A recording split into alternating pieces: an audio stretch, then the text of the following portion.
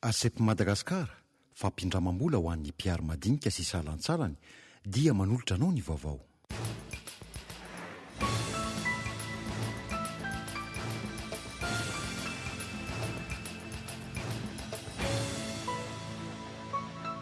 Voavany olana izay nampisavorivory ny mpino tao amin'ny FGKM mandoa tanjona itosy. Resabola izay niteraka tsy fitovikevitra teo amin'ny mpitandrina sy ireo mpikambana amin'ny birao-piangonana no fototry ny olana. Nisy ny fidinan'ireo synodam-paritany teny an-toerana nametrahana fandaminana. No mariana androany ny andro iraisam-pirenena ho an'ny Renibe 240 no nahazo mari-pakasitrana avy amin'ny ONG Masoandro Mody. Herinandro mialoha ny fankalazana ny Valomartsy andro ny vehivavy. Arahina atao anatin'ny fampahalalam-baovao ireo vaovao nisongadiny tato anatin'ny herinandro teo amin'ny lafiny politika, sosialy, toe-karena ary ny trangam-piarahamonina. Ny antsipiriny izay avy hatrany ary.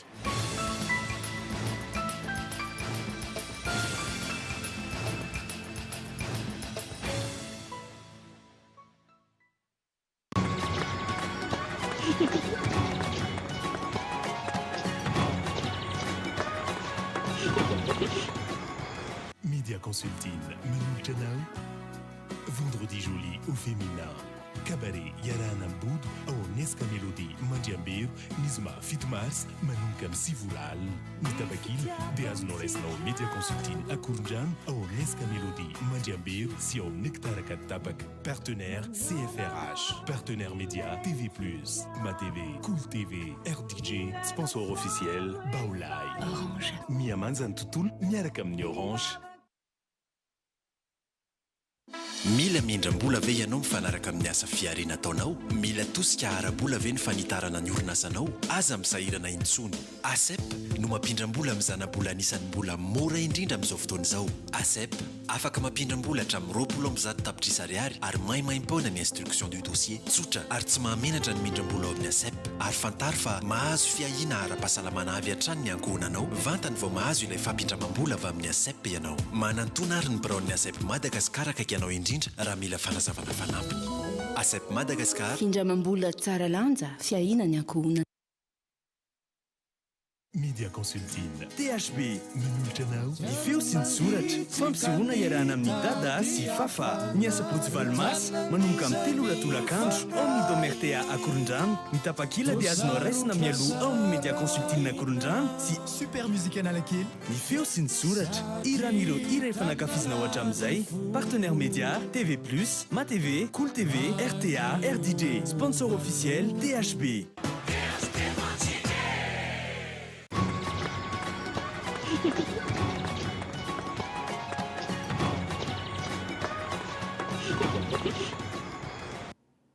Manolotra ny araba tompoko lasy tompoko vavy avy hatrany dia homenanao ireo vaovao ho amin'ity androany alahady ity. Araka izany ary trangam-piarahamonina avy hatrany no hanomboantsika izany fampahalalam-baovao izany. Resabola izay niteraka tsy fitovian-kevitra teo amin'ny mpitandrina sy ireo mpikambana ao amin'ny birao-piangonana no fototry ny olana teny amin'ny FGKM Andoatanjona Itosy ny zoma lasa teo.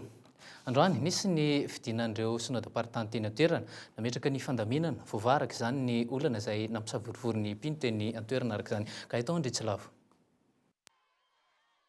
Ny zoma lasa teo no nitrangana savorivory teo amin'ny fiangonana FGKM Andoatanjona Itosy. Ny zara roa ny hevitry ny mpino. Ao ireo tsy manaiky ny fanapahan-kevitry ny synodam-paritany, ao kosa ireo manaiky izany. Raha ny nambaran'ireo mpino, ireo mpikambana ao amin'ny birao-piangonana no nahatonga ny olana ary tsy vao zao akory no nisy trangan-javatra toy izao teto amin'ny fiangonana. Zay foana zany ny fiainam-piainana eto amin'ity fiangonana ity hoe isaky ny 5 taona 7 taona dia ahongana ilay pastera dia atao taondry zareo tsy hita marina izay tena fandehan'ilay izy dia nany amin'ny synôda zany efa andefasana hoe zao ny problème zao ataovy ny vahaolana hoe ataovy ampavy masina nefa ohatrany tsy tanteraka daholo ilay izy dia kepoka ilay voaka satria tonga dia hoe décision miala ny pastera ary pastera dia ho avy ny pastera dia zay ny tena nampitroatra an'ilay voaka tsy manaiky izay hafa zany efa tonga saina zany ny vahoaka efa tena tonga saina ny vahoaka tsy manaiky atao an'izay tsony zany.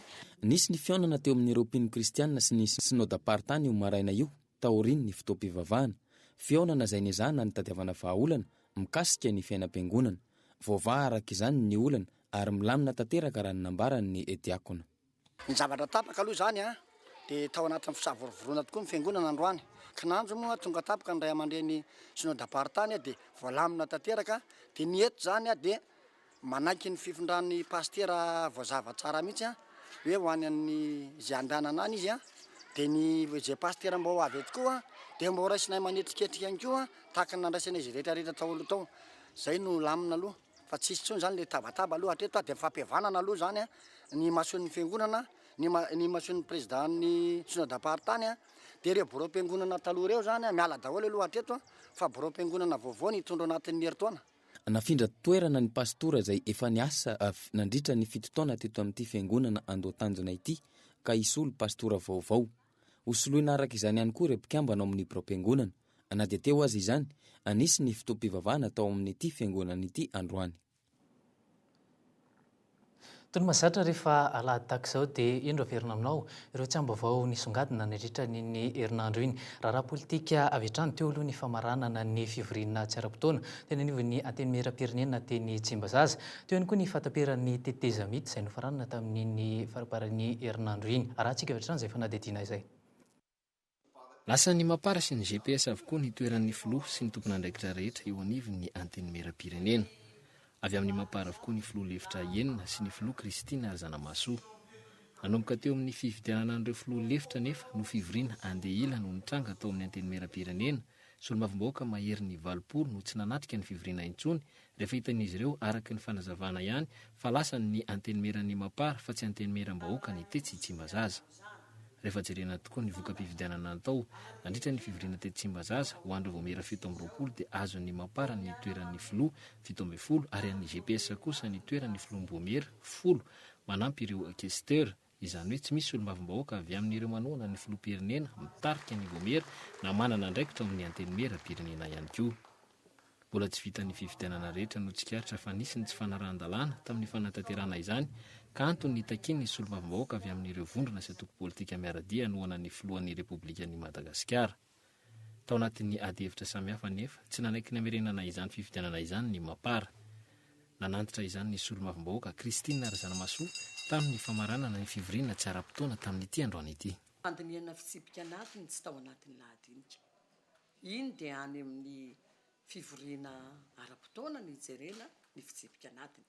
Fa kosa notsongaina tao anatin'ny fitsipika anatiny dia izay andalana mahakasika ny fifidianana. Tsy ny rehetra nefa no mitovy hevitra tamin'ny solombavambahoaka nambady finandrana ity. Ho an'ny eo anivon'ny VPM, MMM izay isan'ny mivondrona ao amin'ny PMP mazava fa tsy nandeha araka ny tokony ho izy ny fivoriana iny ka isan'ny tena nampitongilana izany toy ny fanarahana ny dalàna. Tsy ny rehetra nefa no mitovy hevitra amin'ity solombavambahoaka nambady finandrana ity. Ho an'ny eo anivon'ny VPM, MMM izay isan'ny mivondrona amin'ny PMP mazava fa tsy mandeha araka ny tokony ho izy ny fivoriana iny ka isan'ny tena nampitongilana ihany koa ny tsy fanarahan-dalàna marobe ny tranga izay tokony ho azo na intsy ara-potoana. Raha ny zava-misy dia azo lazaina hoe tsy afa-po tanteraka moa ny PMP na ny plateforme pour la majorité présidentielle nefa iny moa ny zavatra nisy aloha dia natao ny famaranana, ny arahana anaiky ny famaranana fa zay tsy midika fa hipetraka fotsiny zany ny PMP manoloana ireny tsy fanarahan-dalàna zay nisy nandritra ny fanomanana sy ny fanaovana ireny fifidianana ireny ary anisan'ny olana zay everiko hoe tena tsy nahavoarary tanteraka n'izay fivoriana zay ny tsy fisiany io règlement intérieur zay navoaka ankapobeny fa natao araka an'ireny izay ilan'ireo mpitarika sy ny mieritreritra ho tompony fivoriana angambana azo ilazana azy no mahatonga ireny fifanololana nisy teo amin'ny anteny meram-pirenena. Inona tokoa ny voalazan'ny lalam-panorenana mahakasika ny fomba anaovana fifidianana? Inona tokoa ny voalazan'ny lalam-panorenana mahakasika ny fomba anaovana fifidianana rehetra eo anivon'ny anteny meram-pirenena? Ao amin'ny andalana fa 17 ny lalam-panorenana ny 12 ny volana Desambra 2020 mazava tsara ary voafaritra ao fa tsy maintsy misy aloha ny fandaniana ny fitsipika anatiny mifeny anteny meram-pirenena izay ihany koa ny fomba nataterahana ny fifidianana.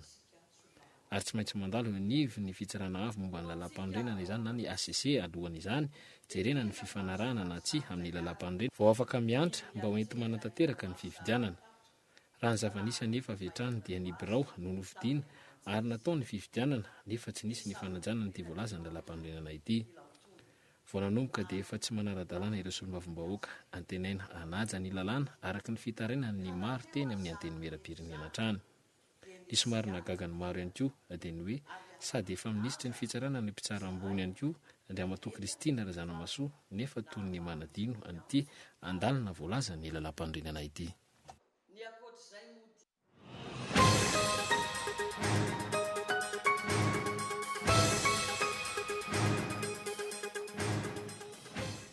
Nisy ny asa izay nitanterahan'ny CEC amin'ny atsakany nisy andavana, misy kosa nefa nojo vita araka ny fahitana azy tamin'ny fanarahana ny vaovao nisy. Raha nita maso anefa raha ny fanarahana ny soro-dalana izany no jerena dia azo lazaina fa maro tamin'ireo voalazan'ny andinin'ny maro no tsy tanteraka ary ny izany ny filohan'ny itiaram-panjakana ny tetezamita ity androany. Anisan'ny nambarany fa antony tsy nahafeno ny asany tanterahany dia ny fitsanganan'ny CEC folo volana taoriany ny siny ny soro-dalana. Toy ihany koa ny tsy fahampiana amin'ny hoenti-manana ka tsy nahafahana nanao ny asa amin'ny tokony ho izy. Afa-po zay tsy dia tena afa-polo zay amin'ny hoe tokony nataonay satria zay nanao planina raitra dia raitra anatanterahana zavatra nefa ny hoenti-manana tsy nisy. Zay zany no raha hoe afa-po dia tena tsy hoaraka amin'izay le izy satria ny hoe budget de fonctionnement tsy nisy zany fa zéro. Ny indemnité kely arak'izay midotratra ho an'ny tanindrazana ho an'ny firenena ny zavatra atao dia tsy afaka mamisavisy zay hoe fanahiniana ve sa tsy le izy fa ny hita fotsiny dia zao natao daholo ny azy azo atao. Na dia izany aza raha nitatitra nandritra ny asa vita dia anisan'ny vokatra azy noho ny fitsanganan'ny CEC ny filan-kevitry ny fampihavanana malagasy na ny FFM izay tsy hita be ny any ihany koa amin'izao ny tena asa tanterahan'izy ireo. Nandritra ny fifidianana dia nanao ny ezaka mangina tamin'ny fanaraha-maso izy ireo ary teo ihany koa ny fanabeazana ny vahoaka. Tsy adino ihany koa anefa ireo fifanatona na fifampifanantonana ireo tompon'andraikitra isan'isany indrindra ireo izay nanao siny ny soro-dalana rehefa misy ny tsy fifankazahoana. Tsy manana fahefana manatanteraka, tsy manana pouvoir exécutoire zany zay fa manentana fotsiny ary mamporisika fa tsy afaka manao tsy maintsy atao ty dia ny fampidiniana fampiresahana dialogue malgaso malgaso zay no nentina ananatanteraka nampanatanteraka ny tondrozotra dia fampidiniana amin'ireo zay nanao sony ny tondrozotra sy ireo zay hanatanteraka ny tondrozotra. Na izany na tsy izany dia ny farany androany izany ny tetezamita izay no baikony ny soro-dalana manomboka eto kosa dia ny lalam-pandrenana indray no lalana hitondrana ny firenena. Ny rafitra mpanara-maso izany dia ny fitondrana ankehitriny ihany no manatanteraka izany raha ny fanazavana avy amin'ny CEC. Marina nefa fa tsy anatin'ny fahefanam-panatanteraka ny CEC ka ny any azon'izy ireo atao dia ny fifanantonana eo amin'ny samy mpisehatra ihany. Izay ny mahakasika ny pejy politika fa avy hatrany dia hitodika eo amin'ny pejy toe-karena kosa indray isika. Tamin'iny herinandro iny dia nalaza ny fitondongana ny vola sandam-bola ariary sy ny fiatraikan'izany teo amin'ny von'ireo fiarahamonina sy ny mpiarabelona eto Madagasikara. Raha antsika avy hatrany izay fanadihadiana izay. Tsy betsaka loatra ireo mpitsidika ny magazan-karana mpivarotra entana mandeha amin'ny herinaratra fampiasa ao an-trano. Tsy mbola nampiakatra vidin'entana nefa izy ireo na eo aza ny fiakaran'ny sandan'ny euro sy ny dolara vola fifanakalozana eo amin'ny tsena iraisam-pirenena. Entana efa ela ireo mbola tsy lafo ireo. Miankina amin'ny misy rano ivelany koa io ohatra hoe misy entana vaovao tonga zay vao mety misy possible hoe mety miakatra le izy fa hatreto aloha ngamba mbola tsy misy. Izany hoe mety hoe roviana vao pendant après 3 mois ngamba. Ho an'ny entana fampiasa andavanandro ny siramamy sy ny menaka no ahina hiakatra aingana ny vidiny. Mety ho 10 ka hatramin'ny 10 isanjato eo zany raha ny filazan'ny mpanafatra entana sasany. Antony, ireo no entana ampijirina matetika indrindra eto Madagasikara ary miova araka ny vidiny entana eny amin'ny tsena iraisam-pirenena ihany koa ny vidiny. Ho an'ny vary kosa, mbola mandany ireo tahiry efa tafiditra mialohan'ny totonganan'ny sandan'ny ariary ny mpandraraha amin'izao fotoana izao. Mbola haritra amin'ny volana Martsa ny tahiry eny amin'ny seranantsambon'ny Tomasina raha ny vaovao azo. Ireo entana hiditra avy any amin'ny firenena aziatsika aorian'ny volana Martsa io vao hiara ny fiakaram-bidy. Tsy ny fiovan'ny sandam-bola ihany anefa no antony hampiakatra ny vidiny vary manomboka ny volana Aprily. Efa tapitra ny fotoam-pitsinjana any amin'ireo firenena fanafarantsika vary ireo. Miaina manaraka izay ihany koa ny vokatra azo ahondrana sy azontsika vidiana. Ankoatr'izay, manampitrotraka ny sandam-bola izay mampikolay ny mpandraharaha, ny fiakaran'ny vidin'ny solika ka hiakatra ihany koa ny saran'ny fitaterana entana avy amin'ny seranatsambo. 500 ariary ny sara pitaterana ny conteneur 10 tonnes teo aloha ary efa tafakatra 900 ariary zany amin'izao fotoana izao hatramin'ny akaran'ny vidin'ny solika. Napiakatra 20 isan-jato ny vola mivoaka ho an'ny fitaterana noho izany ny fiakaran'ny vidin'ny solika. Sarany izay tsy maintsy obaben'ny mpanjifa afaka andro na herinandro vitsivitsy ihany koa.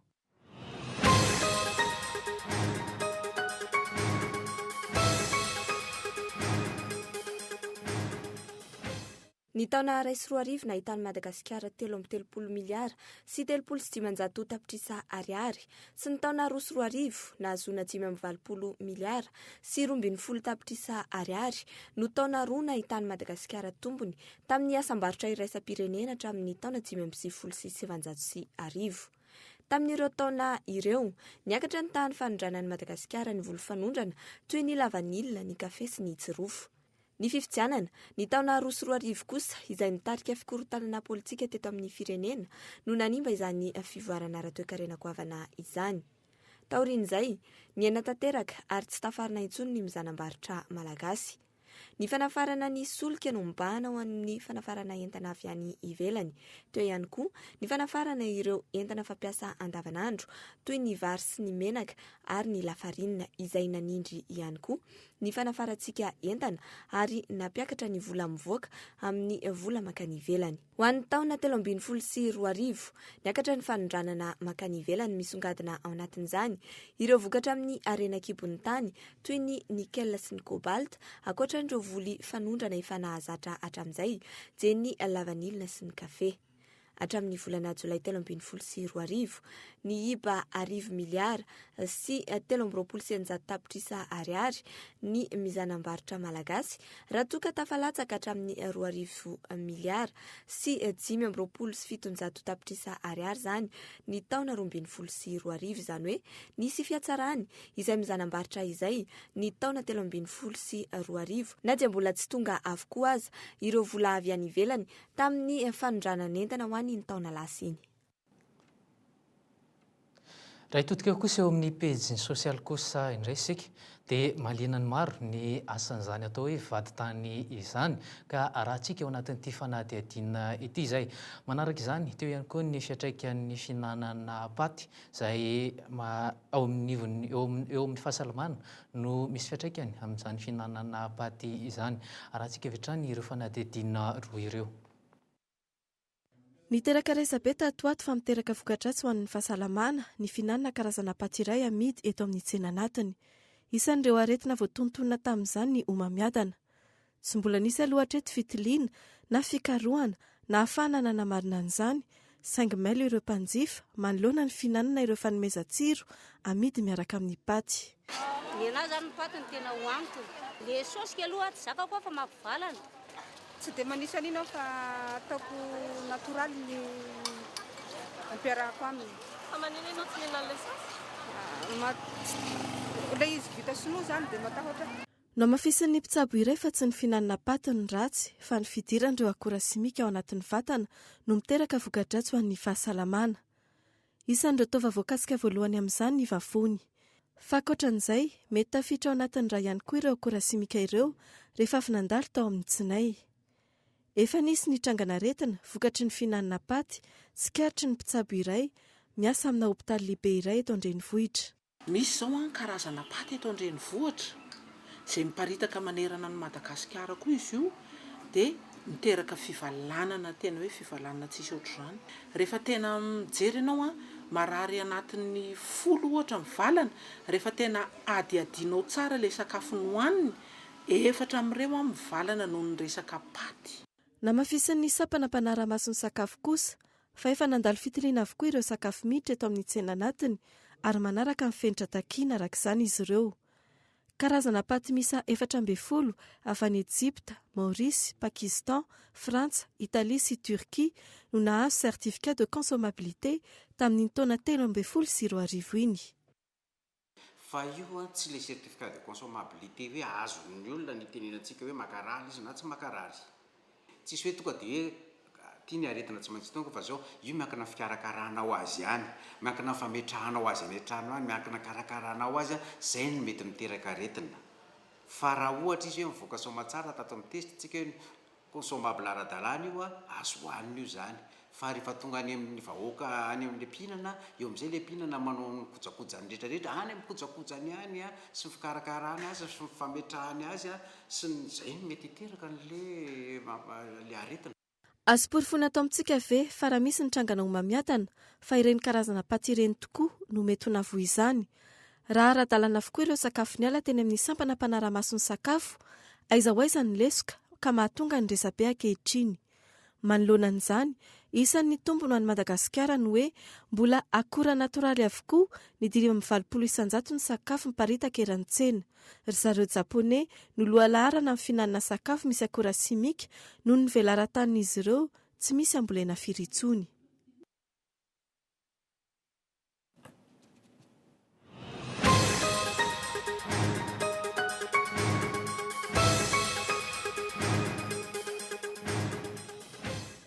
Mazana, fomba iray hoentin'ireo tompo-trano ampitahorana ny mpanofa trano tsy malofa trano ny fiantsoana vaditany, ary io lafiny ray io ny tena ahafantarany fiarahamonina ny asa sahaniny.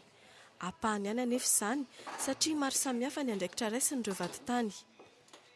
Ireo vaditany ohatra no miandraikitra ny fiantsoana fitsarana sy ny fanatanterana ny didi-pitsarana voaka ny fitsarana ihany koa. Atsika moa ireny zany le hoe expulsion, saisie, démolition etc. Izay endrika isehon'ny fanatanterana ny didi-pitsarana. Fa ankoatran'ireo, misy andraikitra hafa ihany koa sahaniny raha toa ka mbola tsy tafiditra eny amin'ny fitsarana ny raharaha. Manao procès verbal zany ny vaditany, manao sommation zany ny vaditany, manao sommation koa, sommation de payer ihany koa ny vaditany raha ohatra ka mitaky vola. Izy no maître Ratsima Raveloheriniaina, filohan'ny olavitry ny vaditany eto Madagasikara. Tamin'ny taona 1970 izy no nanao fianianana. Manazava ny fiandohany izy. Ny asa natao voalohany tamin'izany mbola tsotsotra ihany satria ny anisan'ny asa voalohany nataoko zany dia nanao ny assignation na ny fiantsoana olona iseho fitsarana. Teo ihany koa ny fanatanterahana didi-pitsarana tamin'izany fotoana izany mbola somary endratrendratra ihany teo am-panatanterahana ny asa, kanefa nanao ouverture de lieu zany na fanokafana trano dia anisan'ny natao ihany koa tamin'ny fotoanandro. Eo amin'ny 20 isan-kerinandro eo amin'ny ankapobean'ireo raha sahaniny ity vaditany ity. Ny akamaroan'ny dossier mandalo amin'ny vaditany matetika moa zany dia eo ny raharaha aditany sy ny ady fanaovan'ny tompo-trano sy ny mpanofa trano. Eo ihany koa zany matetika mpiavy ihany koa zany dia ny fitakiana trosa zany na ny recouvrement. Zany no tena matetika asa ataon'ny vaditany. Toy ny asa rehetra, misedra olana ihany koa izy, eo amin'ny fanatanterahana ny asany.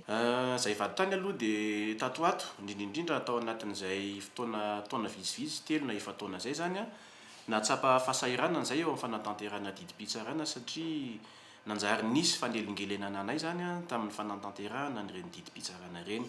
Zany fanelingelenana zany dia tonga avy any amin'ireny ataontsika hoe autorité ngamba amin'ny teny frantsay zany, izay milaza anazy hoe autorité dia miantso an-tariby manao amin'ny fomba rehetrarehetra manakana ny vaditany tsy ahatateraka ny fanatanterahana ny reny didi-pitsarana ireny. Zany anisan'ny olana goavana no setrainay vaditany tato anatin'ny taona vitsivitsy zay.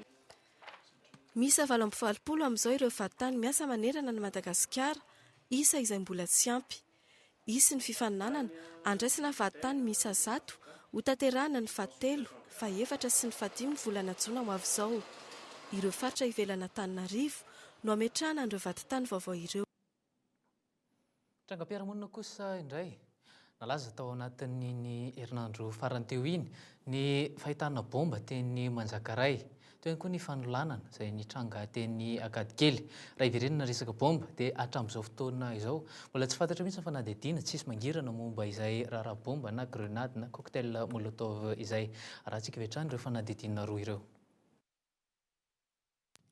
Ireo toerana ifamezivezen'ny mpianatra sy akaiky sekoly no hita ankehitriny fa lasibatry ny mpampiorohoro. Saika tsy lavitry ny sekoly avokoa ny bomba artisanal roa hita farany. Taoriany teny amin'ny Saint-Michel ny zoma lasa teo, nahitana bomba artisanal indray teto Manjakaray io maraina io. Ireo mponina manodidina ny fo maraina no nahita zavatra hafahafa ka niantso ny tompon'andraikitra, ary ireto farany no nampandre ny mpitandro ny filaminana. tamin'ny efatra sasany tamin'ny efatra sasany mahery teo zany no natsony olona tao trano hoe misy zavatra mampiahiahy tsy président dia lasa nijeren'izy teo zay dia hoe le izy ao anaty baoritra misy fil maromaro misy tovangana boatina siro reny dia misy boaty lavalava teo dia hita hoe ohatrany hafahafa ty dia aloha iantso polisy tao ambany atsimo tao zay dia nijery teo zay mbola tsisy olona misy tamin'izany dia nijery teo dia hitan'le polisy hoe ohatrany hafahafa ty fa andao amplazaina ny lehibe dia zay ny zavatra niseho teo zany. Tsy nisy ny ainana fohy ary tsy nisy ny naratra na izany aza velom-panontaniana ny mponina manodidina mahita trangan-javatra toy izao. Nanambara kosa ny eo anivon'ny zandarmeriam-pirenena fa sarisarin'ny bomba no hita teny Manjakaray fa tsy tena bomba. Ilay fitaovana nanapohana azy no nipoaka fa tsy ilay bomba akory na izany aza nanamafy hatrany ny eo anivon'ny mpitandro filaminana fa ilaina ny mampafantatra ny tompona andraikitra rehefa misy tranga mampiahiahy. Rehefa tonga moa zay dia rehefa nijery teo ny tompona andraikitry ny resaka hoe désamorçage na hoe neutralisation na bomba io dia tapako ny hevitra ny zareo zany fa aleo neutralisena zany. Dia rehefa natao ny zavatra rehetra zany dia napoaka le izy tsy nipoaka mafy akory moa zany dia efa niparitaka dia hita le izy zany fa tsy bomba artisanal zany hoe mety misy élément fanaovana ny zavatra zay ny fil sy ny batterie fa tsy nisy charge zany tao zany hoe tsisy charge le apoaka zany zay miteraka le déflagration na le souffle dia lasa manimba zavatra sy mandratra ary mety mamono mihitsy azy. Io zavatra io zany raha ny fahitany azy zavatra natao fotsiny anararaotana zao ataontsika hoe fandaminana ara-politika zao satria mbola anatin'ny fandaminana ara-politika isika zao taorian'ireny crise ireny. Andrasana ny fisamborana andreo lohandohan'ny mpisorona amin'ity raharaha ity na bomba sangisangy na hoe tena bomba. Misy fiantraikany amin'ny fiainam-ponina amin'ny andavanandro trano ny tahotra sy ny orohora terak'izany. Tokantrano 510 efa nosavaina tamin'ilay grenady mipoaka na hafaty zaza roa tetsy Anosy, olona ampolo no efa noenoina teny amin'ny mpitandron'ny filaminana. Tsy nipoaka kosa ny grenady mitovy karazana amin'ny hafaty ny olona teny Tsaramasay Ankorondrano iny.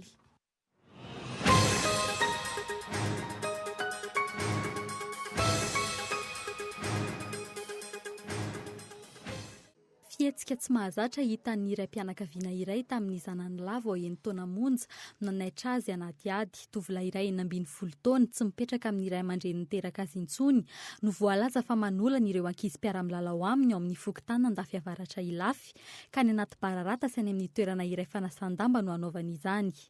Hatreto zazalahy 9 ka hatramin'ny 13 taona miisa 7 no fantatra fa efa niaran'izany fanolanana izany. Tsy nisy nahasahany loabava tamin'ny ray aman-dreniny anefa raha tsy efa nisy ray ny-teny no ny fanadihadindrany azy. Tenenao moramora fa tsy atao iny-dady zany. Mbola tsy niteny any izany dia za tsy nanaiky mihitsy satria zanako lisy zanako tazaiko naterako mihitsy. Dia niteny anazy amin'izay kapoaka laho raha vao ohatra ka tsy miteny azany. Vonono ve laho asa nataony iny. Dia tsy izy niteny za tsy mivonono izy fa nataony azao zay. Dia nataony ino ilay nataony azao dia say matory amin'ny tany izy dia tsy mahavavana izy tsy teny. Imbetsaka no efa nanolanana ireto ankizilahy kely ireto ary efa hatramin'ny taondasa zany sasany tamin'izy ireo. No ny fampitahorana ataony anefa dia tsy mahasamiteny fa manafina. Le fampitahorana zany ohatra ny hoe atao sorony eny amin'izany ambomelala zany le ankizy rehefa tsy manaiky izay zavatra ataony dia na hoe tapahana ny kikely le ankizy.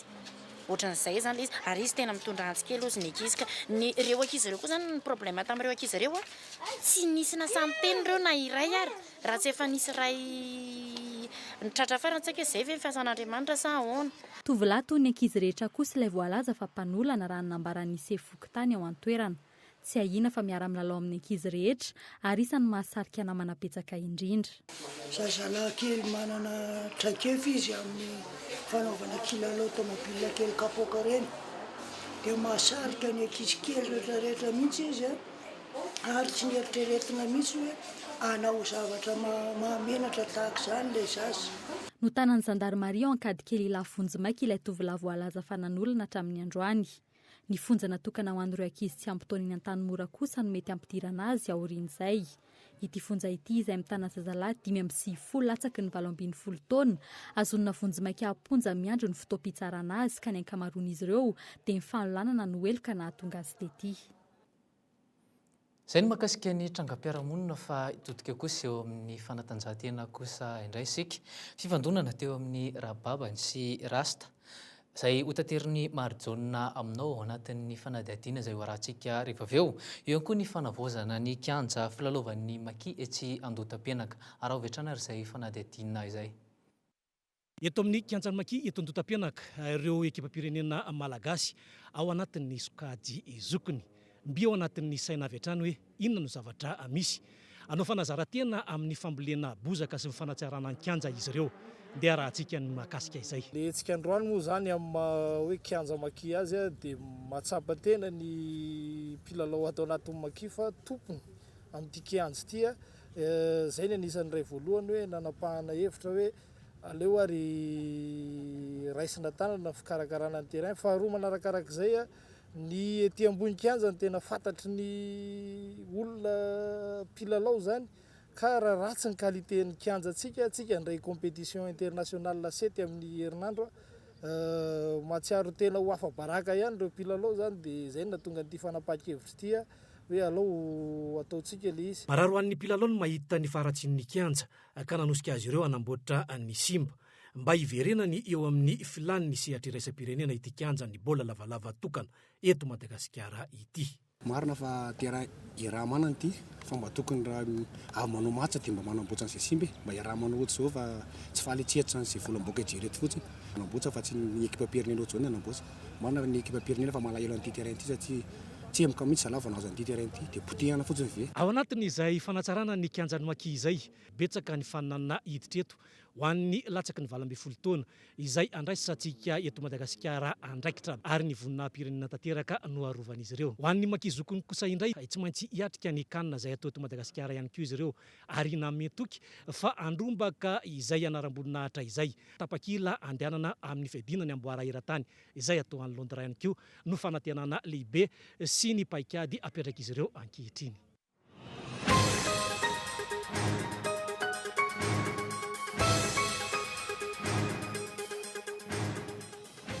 Azo fafinaretana ny maso hitsanga biteotra ihany koa ireo mpijery izay ho tonga marobe amin'ny combat de défi izay hototosaina etsy amin'ny kianjan'ny tafon'ny Mahamasina Rapitso Tolakandro eo amin'ny ayady kickboxing izany. Samy namoaka ny raombava ireo mpikatroka rehetra. Afahantsika izy amin'io mahita totoandro izy amin'io. Ny ady moa zany mazava be hoe efa tsy afaka Julien dia varesiko izy aloha voalohany any amin'ny moral rehetrarehetra zany izy tsy afaka. Saza tsy menjery. Zazakely mora menjery fa ady io ady io ary mbola tsy nahita ady izy dia io izy vao tena hahita totoandro. Mahita totoandro marina amin'io. Resaka mivita mivavy fa totoandro ny atao eny ambony ringy ihany rapitso mahita anazy. Combat io vonona tsara. Izany ady io ady io ady sambany koa vao fandona aminy dia ampahafantariko aminy mihitsy hoe ohatr'izao zany ady zany mba ataoko tena fandona an-tsainy mihitsy hoe zany ny ady. Ampahafantariko azy raha zao izy vao hitsapan'izany ady zany sady sans merci io ady io tsisy diso fanantenana amin'io ady na poids lourd koa io dia atao fitazomy le vavany hoe deuxième round na dia hoe azeran'le ry fa ilatsaka eo le ry amin'io amin'ny deuxième round dia tazomy tsara ny vavan'lahy le hoe deuxième round. Ataonao mahita izy amin'io eny ambony ringy mahita anazy adiny dia taviny lahy dia ahita ady lahy. Teo tsika mety azy aloha zany fa tonga ty anao tontolo fa tsy tsangatsanga. Tonga eto koa izay avy any analama avy any mioto matsiatra izay solotena moa zany tonga ny rojo lalaina sy tafita amin'ny combat de défi.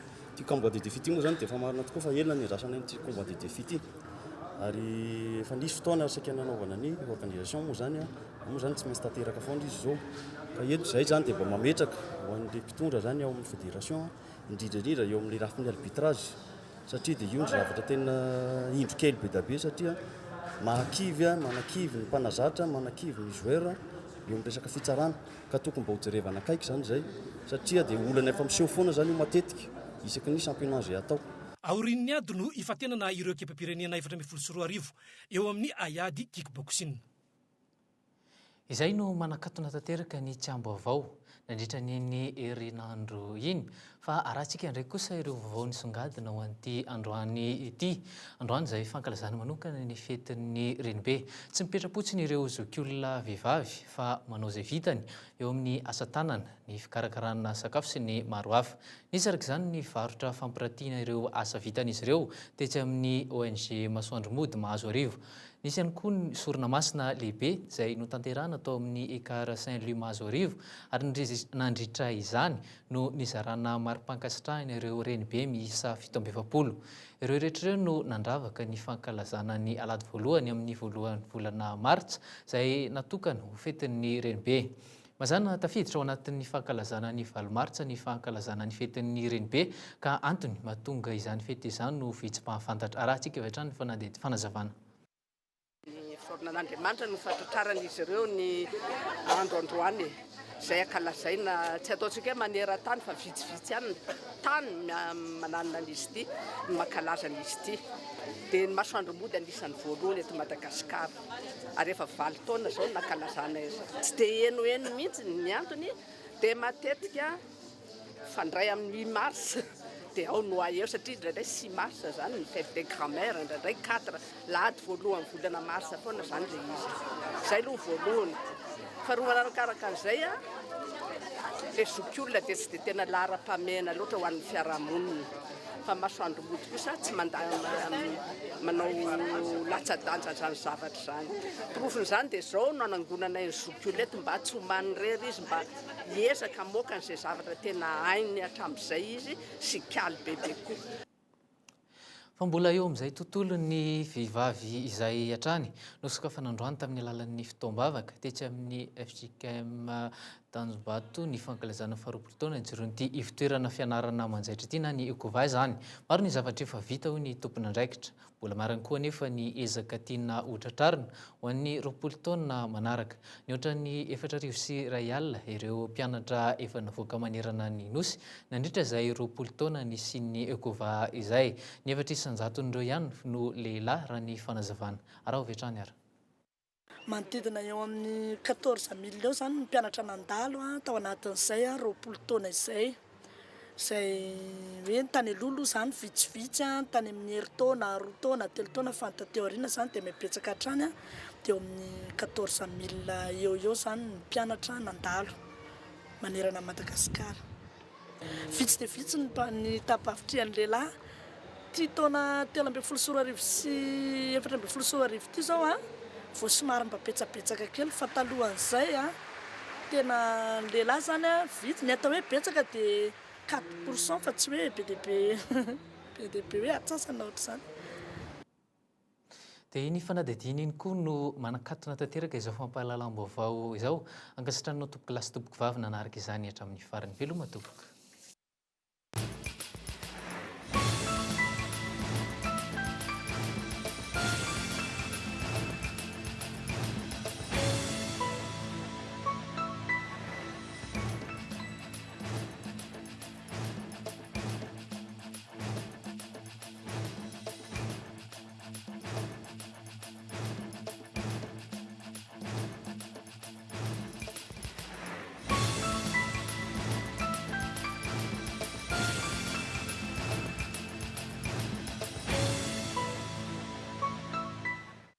Asepy Madagasikara fampindramam-bola ho an'ny mpiary madinika sy salansalany dia nanolotra anao ny vaovao.